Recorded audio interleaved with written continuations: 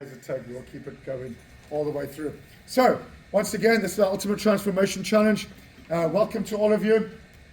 And I'm going to talk through what the challenge entails, and there are some eligibility rules. So, basically the goal here today, to review the eligibility rules, understand what direct macros means.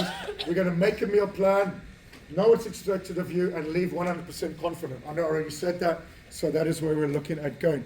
So the eligibility rules, at the end of the 6 weeks, we'll be giving away, it says thousands of prizes, not even kidding, right? 1 3-month membership, 1 2-month membership, and 1 1-month membership for people. This is going to be based on the percentage of body weight that you lose, all right? So this is an empirical number. It's calculated. You do a in-body scan at the beginning, you do an in-body scan at the end, and then whoever has lost their first most percentage weight, second most and third most, those people will automatically be getting those prizes. So those numbers will be empirical. Then we're going to have a one that's called the best visual transformation. I'll explain what that means in a second. However, there is a couple of provisos that you need to be making sure that you're doing on a regular basis to maintain eligibility to win those prizes. Number 1, you must complete your online weekly check-in from the coaches. So this is going to start next week already. I'll talk a little bit about that in depth as we go further along during this orientation.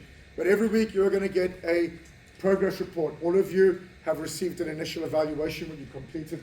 It's going to be similar in mode to that. You're going to have a certain number of questions that you need to answer. There will also be a place for you to put in your new weight, your new inches, etc. So you'll just answer the questions. We will see that as coaches and respond accordingly. So every week, by no later than 10 a.m. It says 10 a.m. We're going to give you till midday. All right, midday on Friday. Then at the end of the challenge, there will be a final progress report. That will be due on the final Sunday of the challenge, which is Sunday the 31st of March. It's got a few more questions involved in it. You must have your before and after pictures. Submit them before and after. Now, I know a lot of people are going, oh, I don't want my pictures to be seen.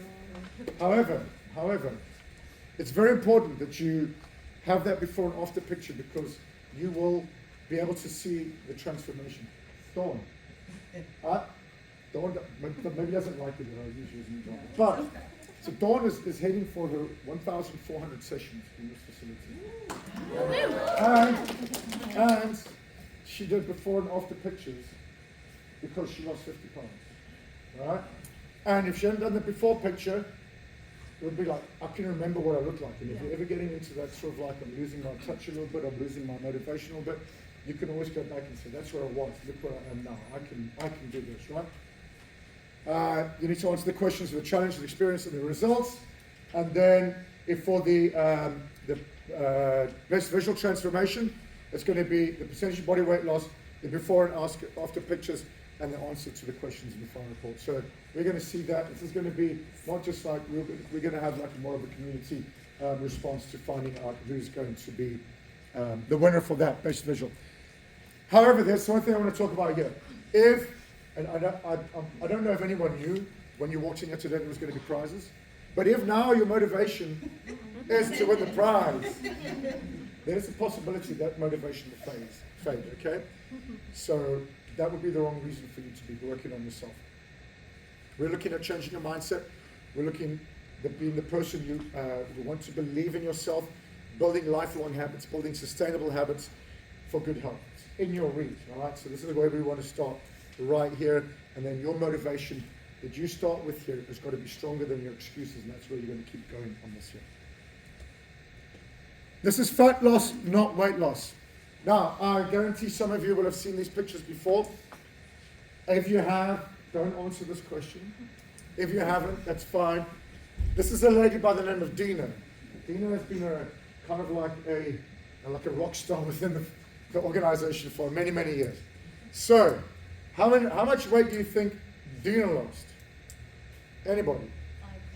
5 pounds. Who said that? I couldn't. Oh, right, over there. All right, who else has got a number? Anyone? 25, right? Anything else? 20? All right. Very, very close. 6 pounds. Didn't lost 6 pounds. That's crazy. But you go, hold on a sec, how could she go from that to that by losing 6 pounds. Well, this is why we talk about fat loss, not weight loss, because her weight dropped by 6 pounds, but her fat didn't. Her fat dropped by a larger number, and she grew muscle mass at the same time. So if you lose a pound of fat and you gain a pound of muscle, the scale's not going to tell you anything, but you have lost fat. Okay, that is what we're looking at. So you can transform your body without losing a lot of weight. I've been doing these challenges for a good number of years now. I started doing these in the same time of the year in 2020, and I've had people that are looking at the scale and they go, nothing's happening, I'm despondent, and then we do the in-body scan and they put 12 pounds of muscle on. It's a longer challenge, but they put 12 pounds of muscle on. I said, there you go, there's your results. So the reason why you don't see that necessarily is the difference in the composition and makeup of fat versus muscle. So muscle is a strong, dense, fibrous material, whereas fat is more sort of like gelatinous, high volume material. So 5 pounds of muscle might take up, or a pound of muscle might take up the size of your fist, where a pound of fat might take up sort of like a little balloon in your body. So when you start seeing inches, losing inches, that means you're losing fat. If your inches are going down, you're losing fat, even if the number of the scale doesn't change. And that's something you need to think about. And this is why we do measurements on this. I know lots of, all right, it's a little bit extra, but it does give you what's called successes beyond the scale. All right? It's got more information than that can do. Mike always says, I tell you that the number on the scale is only your relationship to Earth through gravity. That's it. That's all it tells you. All right. Has anyone ever heard this myth? Oh, but fat weighs more than muscle. All right. How can a pound of fat weigh more than a pound of muscle? It just takes up more space in your body. All right. There is no pound of iron and a pound of feathers kind of scenario here. So progress pictures. How do we do these? There's 3 pictures here. The front one is kind of like a standard anatomical model. Got your arms at your side, slightly away from the body, facing forward. And then the final third picture is the same, but from behind. And then the middle picture is you with your hands on the side of your head, elbows facing forward. You want to take it in a 2-piece swimsuit or in a pair of shorts and a workout bra, sports bra. That's something you could do. For the men in here, you can do it in a swimsuit if you want to. You want to use the same clothing that you wear in the first picture for your last picture at the end of the 6 weeks. So take it, save it somewhere, and if you want to be eligible for the prizes, you need to have those pictures involved here. All right. You're going to be communicating with your individual coaches that sent you your initial emails. You're going to be communicating with them on a regular basis, and the information that they're going to be passing forward and backward to you is going to be from their email accounts, not from our standard gym software. So if you are communicating with them about information that you don't want anyone to know, guess what? They don't want to see it. All right. I mentioned this already. I've got ahead of the slide there. If you're losing inches, you're losing fat. This is a way how to do measurements. I know that is anyone here not on the Facebook page that we created for the challenge? If you're not on that Facebook page, if you're not on Facebook, obviously I understand that, but if you're not on that Facebook page, you go on there, there's a video pinned to the top of that that's got a way for you to measure. Now, there is a thing here, it shows you all the different places you're going to measure. If you do make a slight error on where you make that measurement, try and make sure you measure in the same place every time. All right? So if you make a slight error in the measurement of your hip measurement, as long as you measure at the same spot every time, you're going to be good on that. All right, so this is what we're all here about today, nutrition. So we all either have been working out at Fit Body for a while or are new to the organization, and we're starting to get back into the swing of things, getting healthy through fitness. But nutrition is 80% of what we're going to see when we are changing our body. That is what the sort of like the stark truth of where we are. Nutrition is 80% of what you're going to see. And that doesn't matter whether you're trying to lose weight or build muscle or anything like that.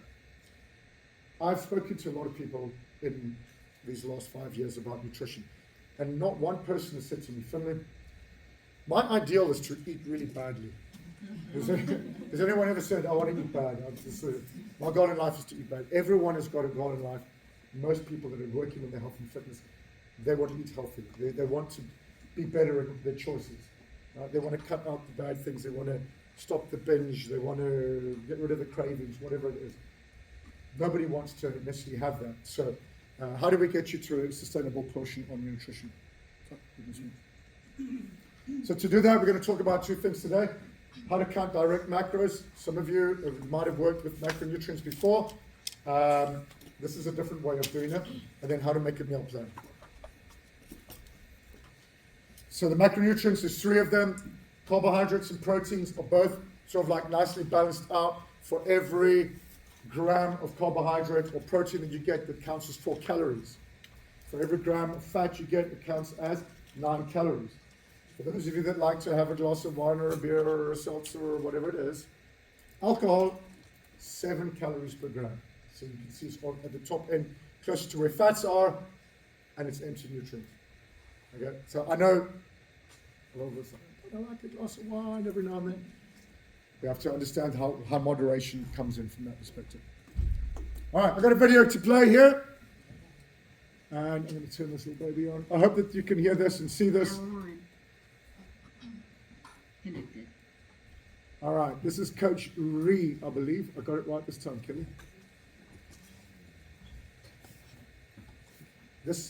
Hi, Coach Ree here to teach you how to count macros on our program. All foods consist of macronutrients, or macros for short. The 3 macronutrients are protein, carbs, and fat. Most macro counting programs require you to count every gram of protein, carb, and fat in every food that you eat. With our direct macro counting system, you only need to count the direct source, which is the macro that is in the highest amount in the food. With our system, you get the benefit of counting the macros without all the work.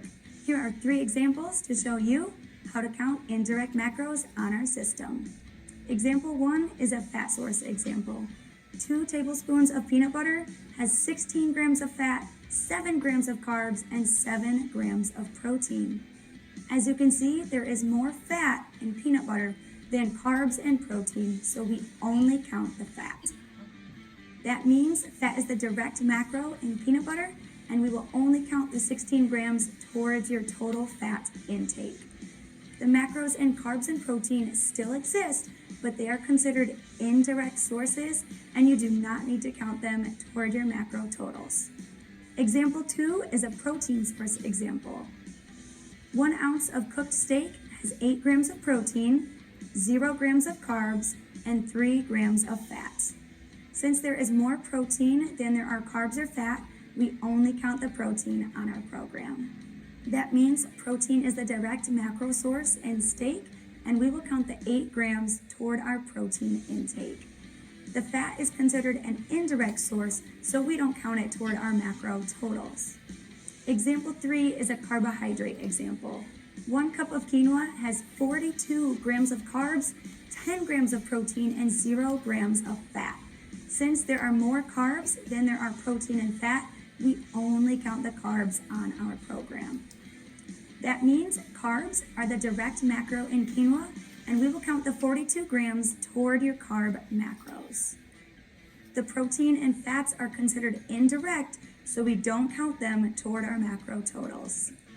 Now that you understand our direct macro counting system, let's look at the food list. On the food list, you will see foods separated by macro category: protein, carbs, and fat.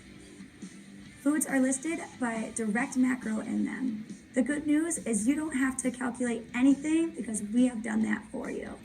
Simply find the food you want to eat and count on the macro amount listed next to it. For example, the direct macro for steak is protein, so you will find steak on the food list under protein. The direct macro in peanut butter is fat, so you will find peanut butter on the food list under fat. The direct macro in quinoa is carbs, so you will find quinoa on the food list under carbs.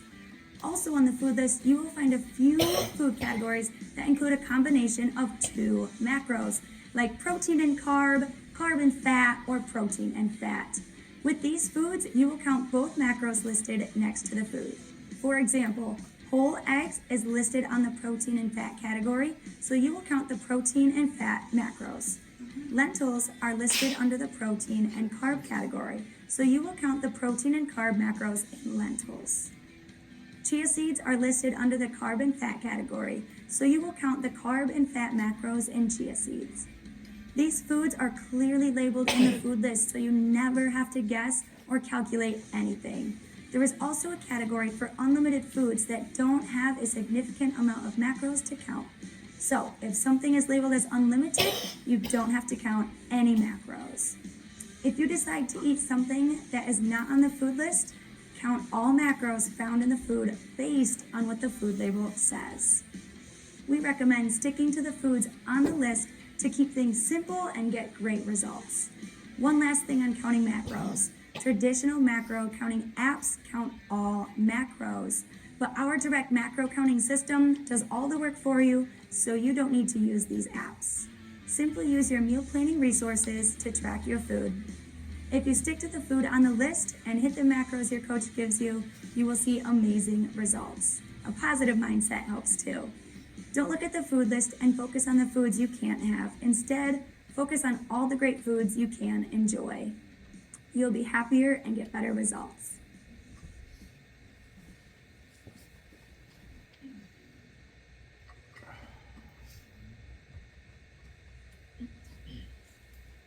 All right, so for those of you that have completed your initial evaluation, your coach would have got hold of you and sent you a PDF with about 20 pages on that. Now that's a lot of stuff, but this is your custom food list that is based on your specific body type and current weight. So the way that this works is it's a thing called CPP, it's calories per pound of body weight. So once you obviously put in whether you're endomorph, ectomorph, mesomorph, and then your weight, we make that calculation based on that, and that gives you this custom food list. So these custom food lists are unique to you, unless somebody's got exactly the same weight, body type, they have exactly the same setup, obviously. And then all you need to do is go to that food list, you look at the protein source, let's say you say steak, you go next to it and it says 3.6 ounces, boom, that's it. If you need to make a meal and you eat 3.6 ounces, you have got exactly the right amount of protein for that meal. You go to the fats and you look at avocado and it says 2.5 ounces, boom, you add that in, you've already got the exact right number of macros for that meal. And let's say you go to your carbohydrates and you decide you're going to eat rice and it says half a cup of cooked rice, boom, you put that on and then you go ahead and that is your meal made, and all you need to do is add the vegetable, a non-starchy vegetable, by the way, I did mention that over there, and there you go, you've built a meal. So these are the kind of things you've got. On top of that, we're also giving you the general food list. Now, this has not been sent to you because this is part of your program guide. On your onboarding emails, and anytime you got an onboarding email from us, it had the information was gave you the initial evaluation link, it gave you the Facebook page link, and it gave you your resource guide. Now, your resource guide has got a lot of stuff in it, and one of them is this general food list.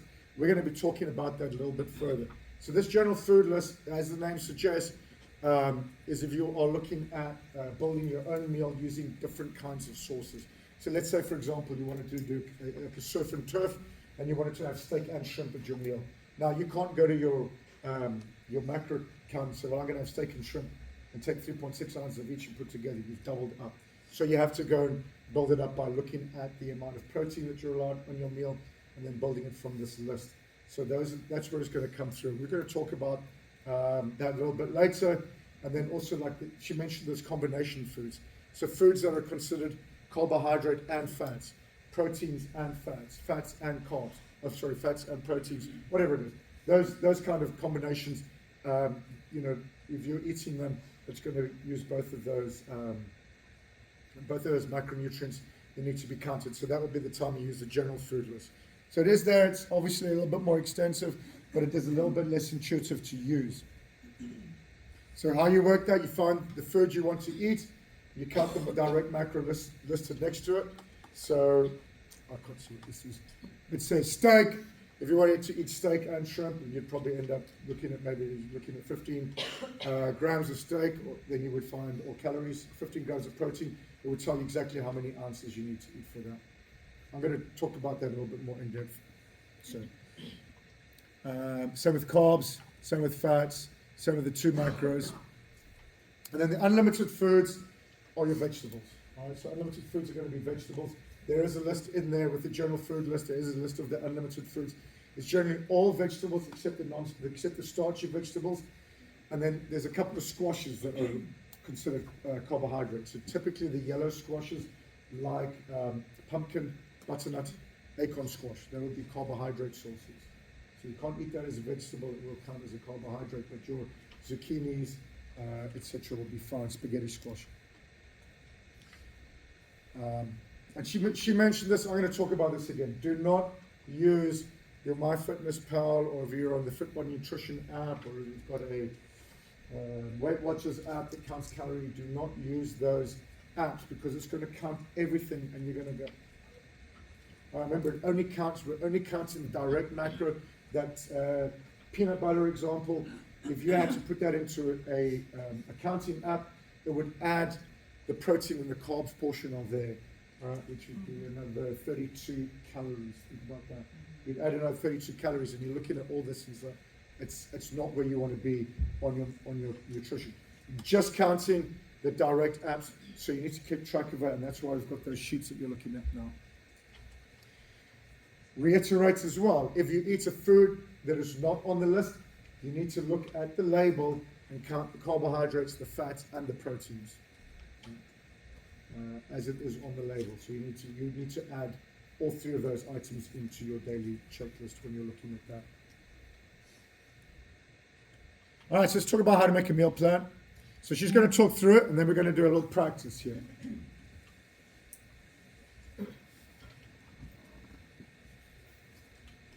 Hey, Coach Ree here to teach you how to make a meal plan.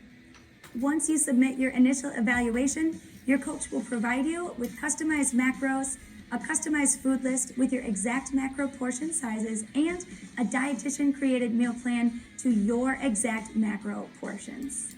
You will also be provided a general food list that you will use sparingly to help you design your meals when you want to have more than one source of protein, carbs, or fats in a single meal. In this video, we will teach you how to use your resources to make meal planning a breeze. Let's start with the easiest option. Option 1, meal plans created by our registered dietitian nutritionist. When you get the response back from your coach, you will receive meal plans created to your exact portion sizes. If you don't want to put any work into meal planning, just simply use the provided meal plan. Feel free to mix and match meals from any week you like. It's your meal plan, only eat what you like and you will enjoy. That's what makes it sustainable. Option 2, use your customized food list to make meal plans. Another resource your coach will provide you is a customized food list to your exact portion sizes to meet your macro requirements. To make your meal plan using the customized food list, all you will need to do is pick a protein, carb, fat, and vegetable to construct your meals. We recommend using our meal planning sheets to do this. Let's show you how it works by building a meal together. For every meal, you need to pick a protein, carb, fat, and preferably a vegetable. Go to your customized food list, pick a protein you want, and then record the protein name and serving size on your meal planning sheet. For example, here is a person who needs 25 grams of protein per meal, 23 grams of carbs per meal, and 10 grams of fat per meal. Now, let's build a meal for this person. To pick a protein, let's go with steak. This person would need 2.8 ounces of steak. So the meal planning sheet would write down steak and 2.8 ounces. Then do the same for carbs. Let's go with cooked quinoa. This person would need half a cup of cooked quinoa. On the meal planning sheet, we would write down the quinoa and half a cup. Then do the same for fats. Let's go with avocado. This person would need 2.5 ounces of avocado. Lastly, let's pick an unlimited vegetable and write it down on the meal planning sheet. It's as simple as that. Quick tip, we recommend condensing the food list down by circling just the foods you will eat. To do this, go through the food list and pick only the foods you will eat, and then transfer that over to the meal planning sheet with the food and serving sizes. This way, you are only focusing on the foods you will actually eat when making your meal plans. These resources are perfect for when you are going to only use one food source from your protein, carbs, and fats. But if you are going to want to use two sources for your protein, carbs, and fat in any single meal, you will need to use our general food list to determine your portion sizes. Examples of this for protein would be mixing protein powder with Greek yogurt. If you need 32 grams of protein for your meal, you would use 16 grams from protein powder and 16 grams from Greek yogurt. You would use the food list to determine how much protein powder and Greek yogurt you need for 16 grams. Under the protein category, you would find protein powder. Across the top, you would find the number 16 on the chart. Then, find where the number 16 intersects with your protein powder on the chart, and that will show you how much protein powder you need to get 16 grams of protein from protein powder. In this case, the number is 0.7. After you do this, you will go to the measurement column to determine how it is measured, whether that is ounces, grams, cups, or something else. Protein powder is measured in scoops, so you would need 0.7 scoops of protein powder to get 16 grams of protein from protein powder. Now, let's figure out how much Greek yogurt we need for the other 16 grams. Go to the protein category and find Greek yogurt. Across the top, you will find the number 16 on the chart. Then, find where the number 16 intersects with Greek yogurt on the chart, and that will show you how much Greek yogurt you need to get for 16 grams of protein. For this example, the number is 0.7. As you can see in the measurement column, Greek yogurt is measured in cups, so you would need 0.7 cups of Greek yogurt to get the 16 grams of protein from Greek yogurt. Some common examples of needing to use this process for carbs is using multiple fruit combinations to hit your carb macros. For fats, when eating salads, a lot of people tend to pick multiple fat sources versus one. Think of dressing, that is typically fat, avocado, and nuts as an example of this. It's important to note numbers on all the resources are direct macros, so there is nothing to figure out, all the math is done for you. When you first get started, we highly recommend using the customized resources we have provided for you to make your meal plans and keep it simple. As you get comfortable, you can start utilizing our recipes and doing more with combinations of foods to add variety and prevent yourself from getting bored. By keeping it simple, you can make a week's worth of meals in no time. So get some practice and reach out to your coach. And we're going to build one meal. All right, so if you've got your customized macronutrient list that you've got with you, we gave you a clipboard that had a sheet on it. So on the top page, you're going to build a meal. So go and look at your food list, pick one protein, one fat, and one carbohydrate, and write it down on that page. So this is how you can plan a meal out. One protein, one carbohydrate, and one fat, and write it down. If you don't have the vegetable list, because that's part of the general food list, just pick a vegetable that you like. I mean, it doesn't really matter what you add on there now, but I just want you to get used to how you're doing the actual macro. Because of the division of the pages, the heading of fats might not be at the top of the page. It might need to find it at the bottom somewhere, then have a look over that. So once again, you pick a protein, you pick a fat, you pick a carbohydrate, you write it down. The amounts that are on that list will ensure you get exactly the amount of direct macros that you require for that meal based on your body composition type and your macros. If you eat what's on that list, the macros have been calculated for you already. Don't worry about calculating. All you do is you eat from the list. Plan a meal. All right, so that is one way you can do it.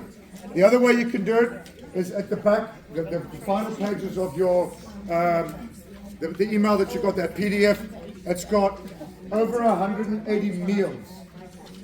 It's over 180 meals. If you eat one of those meals exactly as it's laid out, that's all the macronutrients you need. You don't even need to plan anything. All right, the meals were set up for 5 meals a day, 3 days a week for 12 weeks. Guess what? We're only doing 6 weeks. So you've almost got a day's worth of, or not necessarily unique, but fairly unique meals every day of the week for 6 weeks. And then if you look at that meal and you go and say, hold on a sec, I like this meal, but I don't eat that fat. Just go to your custom list, pick a fat that you do eat, add it in from your custom list, and it'll be exactly the right macronutrients that you need for the meal. So there's a good question. Will you get a new list every week? No. We will be monitoring how you are doing weight-wise. So two things will happen that would possibly make us change your macronutrients. A, you're not losing anything at all, or B, you're losing too much too quickly. If you're progressing in a good phase of weight loss, we're not going to change anything because we want it to be sustainable. We don't want it to be up and down all over the place. So if you're A, not losing anything at all, or B, you lost 10 pounds in week 1, all right, we're obviously going to be looking at that. But it's very important that you respond on your progress reports on a week-to-week basis. One of the questions it's going to ask you is, were you 90% compliant with your nutrition? That's all we expect, 99%. Were you 90% compliant? If you weren't, and you have either lost weight or gained weight, we can't make changes because we don't know the reasoning why. So if you're compliant and you are going at a nice sustainable rate, we are not going to do anything. If you're compliant and you're either gaining or not losing, or you're losing too quickly, we will amend those. They're not going to be massive changes, but then you'll need to get a second phase of nutrition. And then the third one that you spoke about was the general food list. I'm going to talk about that very briefly. Is there any other questions from anything before I get back to anyone before I get back? Yes, ma'am. Do you recommend So, if you have a kitchen scale, that is the ideal scenario. There's a big difference, and even like your measuring tools. There's a big difference between two tablespoons of peanut butter that are level tablespoons versus 2 tablespoons of peanut butter, right? So there's a big difference. It can end up to be 200 calories difference. I use that as an extreme example because it's such a nutrient-dense material, right? So be aware of that. If you have a scale, use it. If you don't have a scale, we are going to give, Michael is putting something together. We're going to put it out there. There will be some way that you can use the hand scale. So typically the hand scale is size of your palm for protein, size of the thumb for fats, a fist for your vegetables, and a cupped hand for your carbohydrates. So we'll give you some kind of way that you can utilize it. If you've got a scale though, and it says 2.6 ounces, go ahead and weigh 2.6 ounces.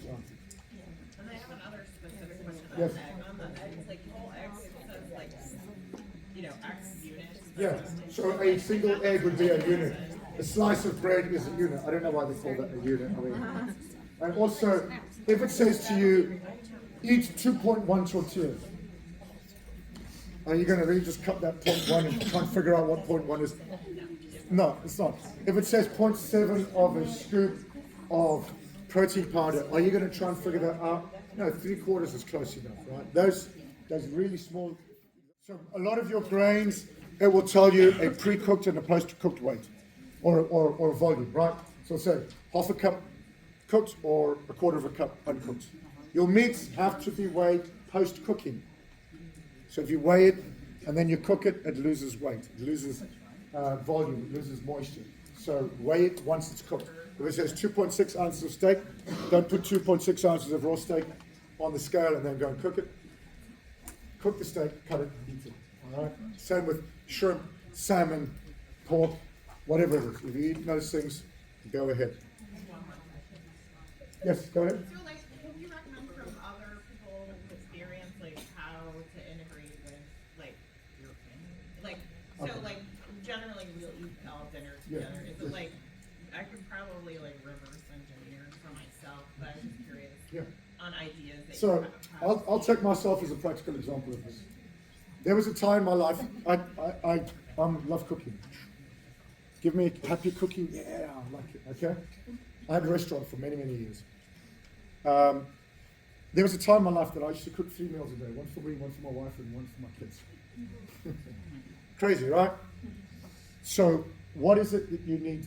If you're eating chicken, is that something that everyone can eat? If you're eating, so eat the foods that everyone can eat.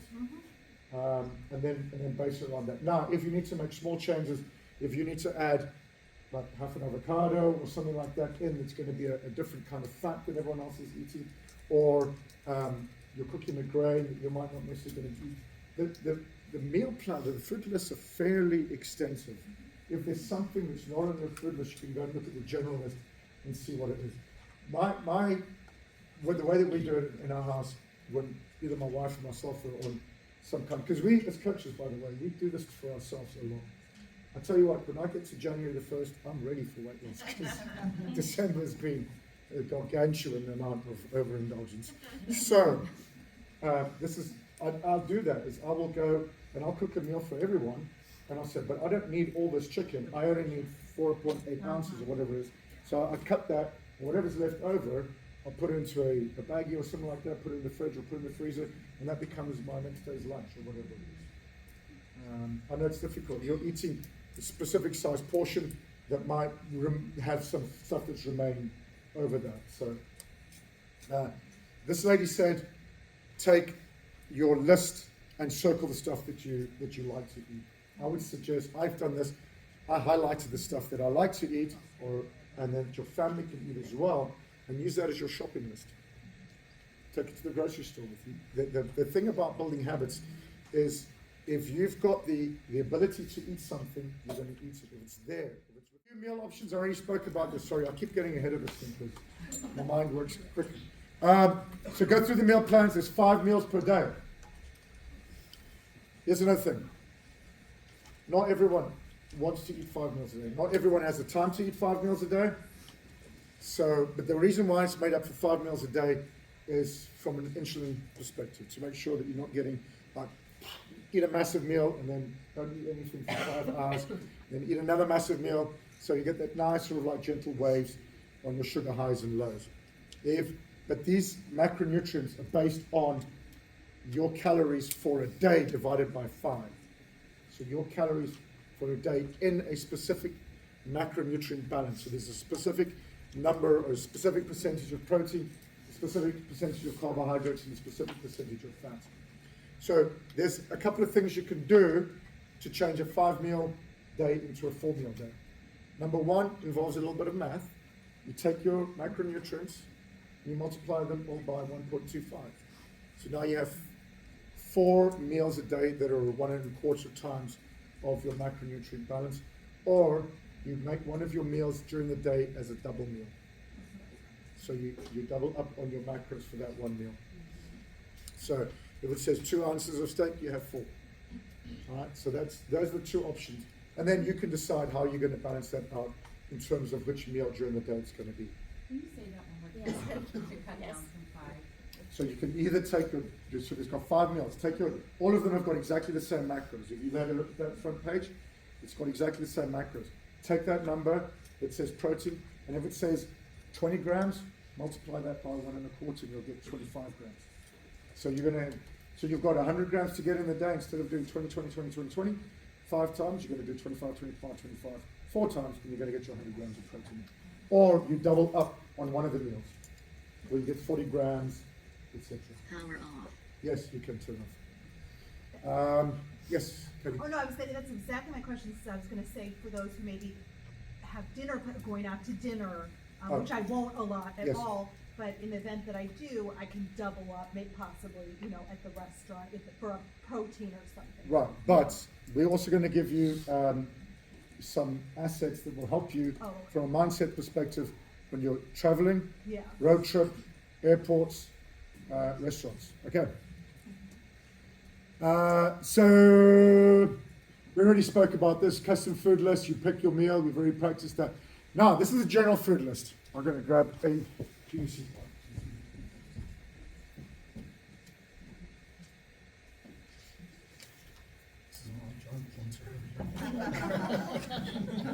All right.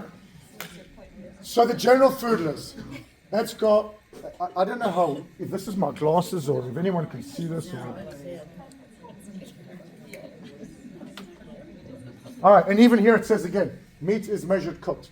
All right, so if you were supposed to eat, let's say for example, if you wanted to pick a meal and build something that had 47 46.5 grams of protein in it, and it was steak. How do I figure that out? So you go on your general food list. Now this would be in the odd occasion where you wanted to build your own meal that doesn't relate it to your individual list there, where you maybe wanted to do like a surf and turf or whatever it is that you're going to do. You want to put two items together.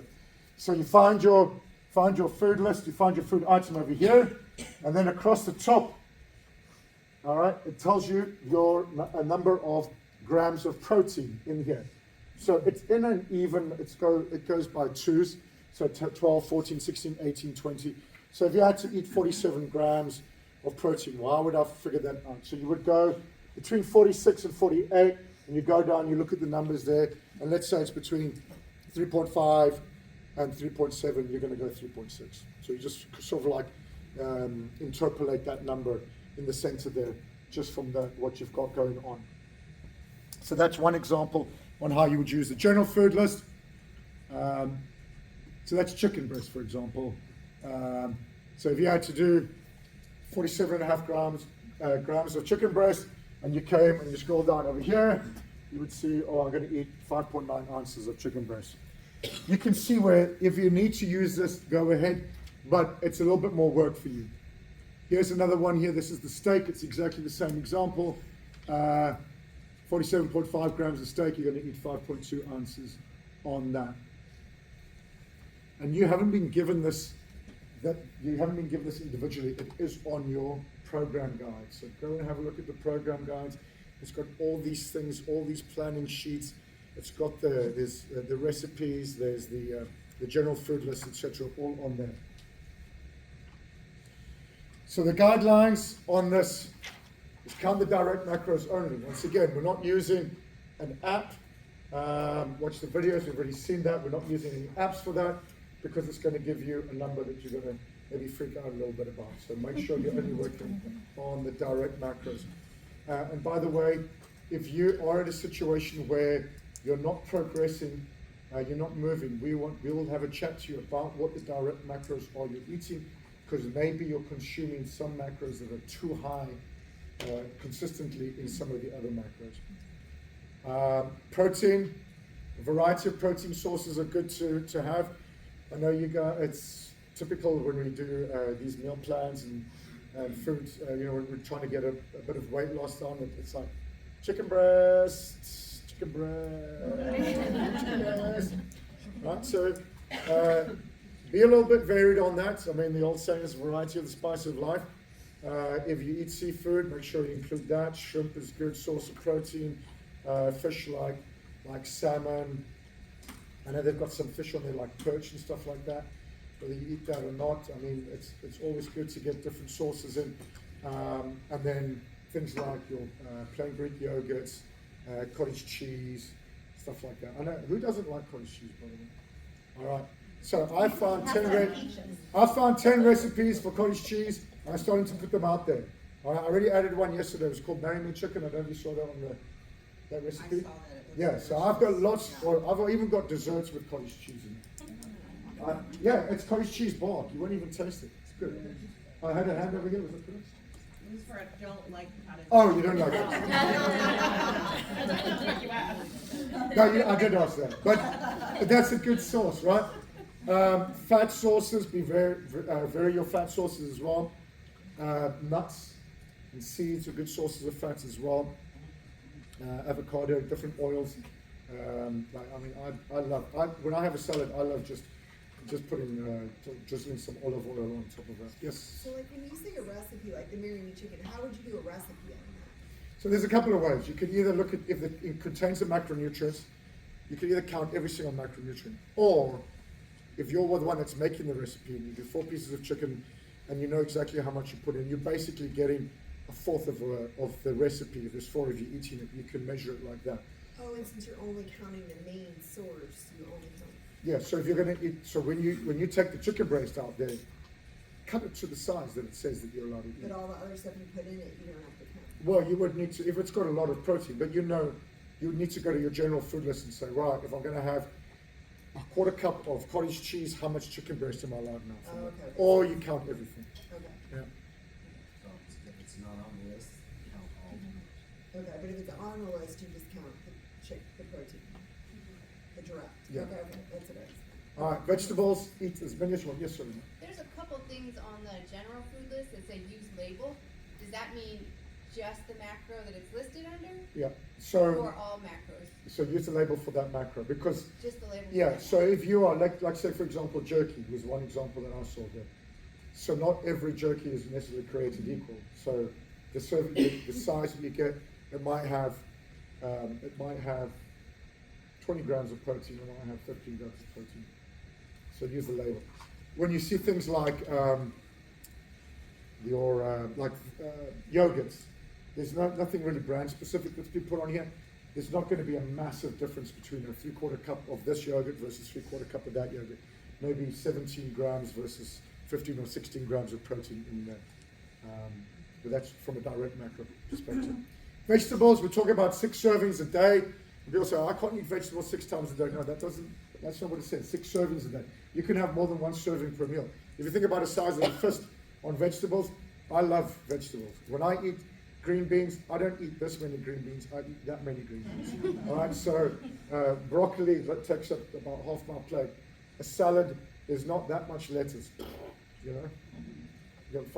Family style kind of salad that I'm going to go on there. And then protein shakes. We're a big exponent of protein shakes. Protein powder is one of the 2 supplements that are actually scientifically proven to work for you. The other one is creatine. But protein shakes do help with your nutrition. However, we don't want you to have 5 protein shakes a day. So you can use them to supplement at times when either your schedule doesn't allow you to get food in that time. It's easy to have a shake at that point. Or it's your craziest day that you've ever had in your life, and it's like, what do I do? All right.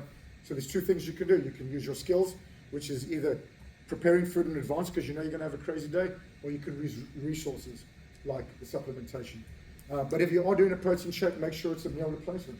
So what do I need to do? I need to have a protein. So protein is the protein powder. How many scoops am I allowed for that? All right. So what is my fat? Let's say I'm going to make it with almond milk.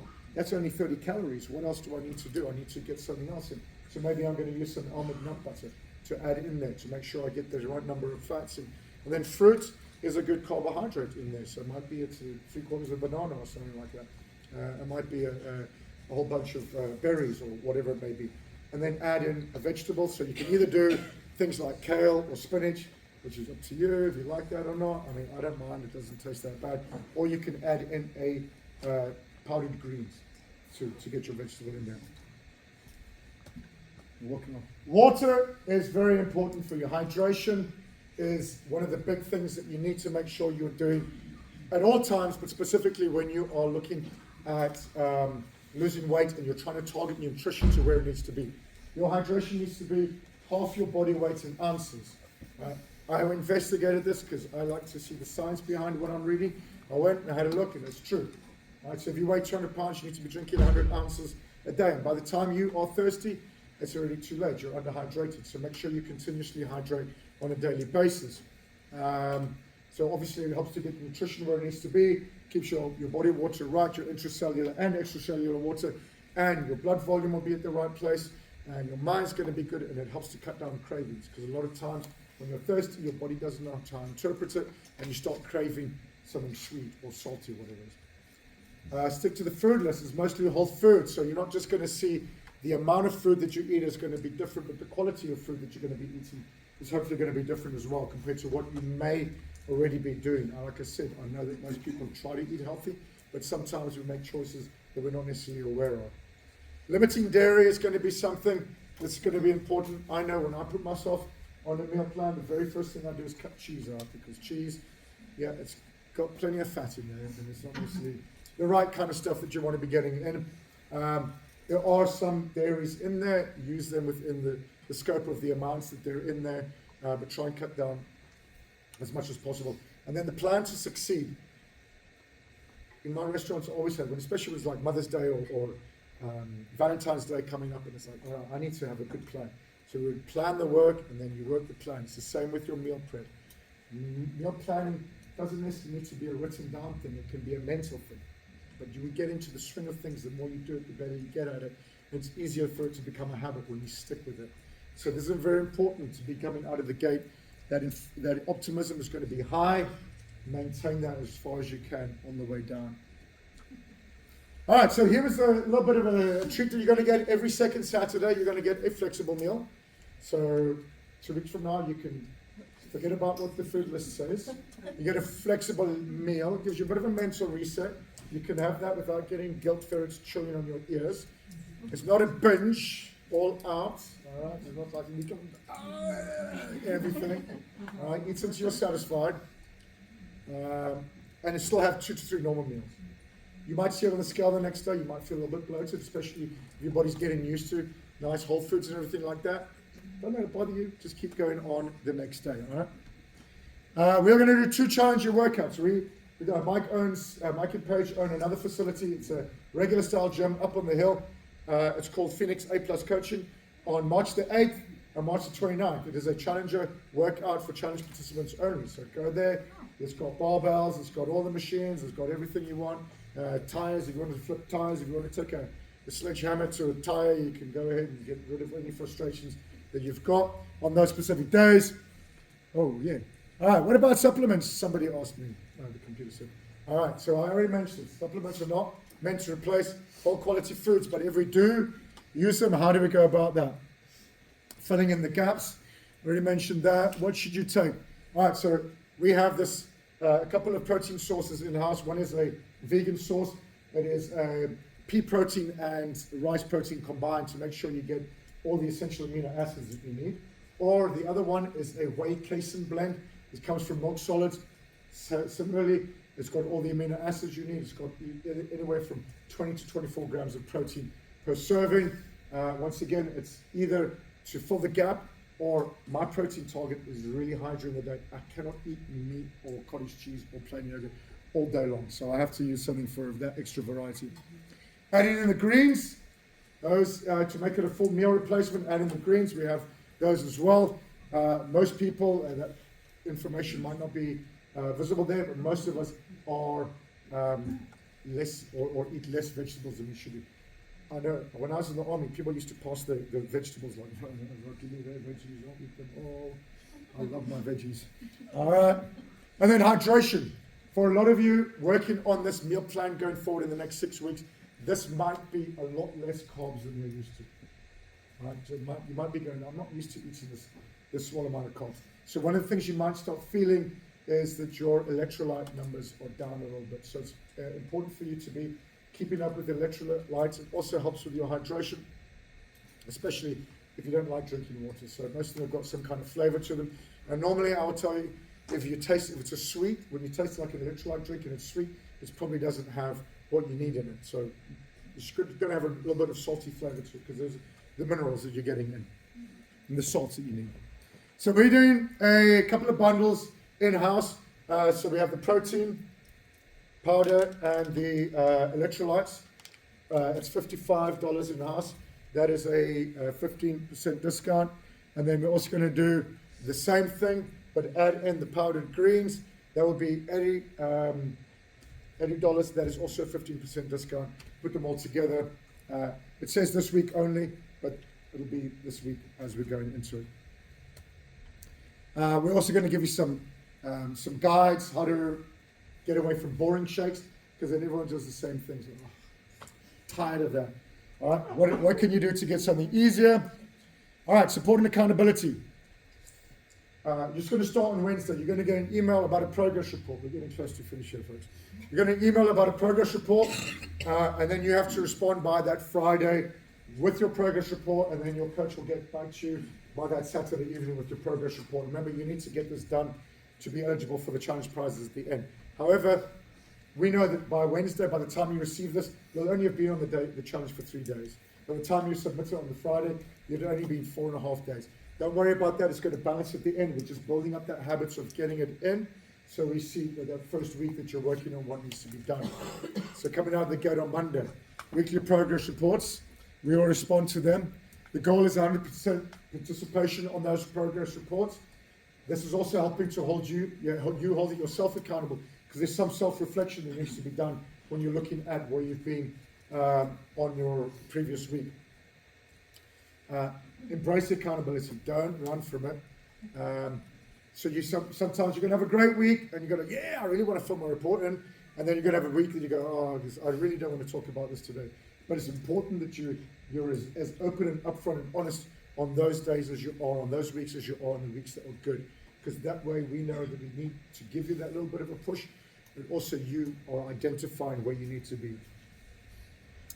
And I mentioned we're going to send from the personal emails. There's going to be mindset emails that come out. This is very good stuff. And I took a lot of emails. It's a lot of reading and stuff like that. It's very important because, especially from a challenge perspective, it gives you an idea of the different phases that you go through. Now, on Monday morning, everyone's going to be in what's called your uninformed optimism, right? It's uninformed optimism. I don't know what I'm doing, but I'm ready for it, right? All right? By week 3, you're like, informed pessimism.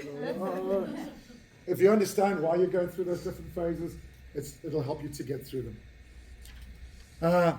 And then this is a beautiful thing here. So, when the Navy and the Coast Guards, when they send out their rescue swimmers, and they go out and they have to go and rescue someone that's in the water, who do they rescue first? The person that's swimming towards them. All right? They'll pick them up. If they're swimming towards the helicopter, you'll get picked up first. So swim towards us when you need help, and we'll be there for you. I'm going to give you an extreme example. I had a lady that said to me, Finlay, I work from home every day at 2 o'clock. I'm in the kitchen. I binge eat. I open something, I eat all of it. So I gave her some advice on how to get over that binge eating kind of thing, give her some tips and tricks. But every day at 2 o'clock, I texted her and said, what you doing? And it's an extreme example, but if you need extreme solutions, then that is something that I could help you. And I texted eventually, like a week later, when I was texting her, she says, Finlay, I'm not in the kitchen today. And that was it. All right, who's committed? Who's committed? Yeah, this is it. We're going to get there, right? We're all here with you. All right, administrative stuff. Is there anybody here that's never worked out a fit bodybuilding camp before? Today or ever? All right. Pay attention, be on time, book your sessions, be positive, ask for help. If you're not on the Facebook page, if you're on Facebook, you're not on the Facebook page, please go and click on that link. We're going to put stuff on there all the time. If you're not on Facebook and you want that information, let us know as well so we can ensure we load it up for you. All right. We believe in results, relationships, and community. All right, so I'm going to just stop here at the moment. Are there any questions right now? Yes. How do you feel about caffeine? All right. That's my question. There is an FAQ guide on your program guide. There's an FAQ guide, and it specifically broaches things like caffeine, etc. Now, caffeine is not there to replace your hydration, but if you're drinking your coffees in the morning, if that's something that you're used to, and you don't want to like shut your body down because it's like, not going to happen. Make sure you're still getting plenty of hydration from other sources. So try not to make a ton of coffee. Try to stay away from sodas and things that will bloat you. Seltzers. If you drink those, like those, I don't know what they call those. La Croix. Yeah. My son always says they opened the can and they took it through a fruit factory and then they closed it on the side. That's how you get the flavor in there. Any questions? Yes. Yeah, so speaking of the coffee, I put protein in my coffee Yeah. every morning. So do I include that? You need to make sure that you're counting that as part of your morning thing. Just another thing, when you're working out in the morning, pre-workout, post-workout, how do you do that? You can split your meals up to get some in before and some in afterwards. So try and get the protein, a little bit of protein, carbs beforehand, fats and protein beforehand, carbs and protein afterwards. Will be a way that you can. Woo! Come on, we got it! Family on 3, 1, 2, 3, family, let's go get it!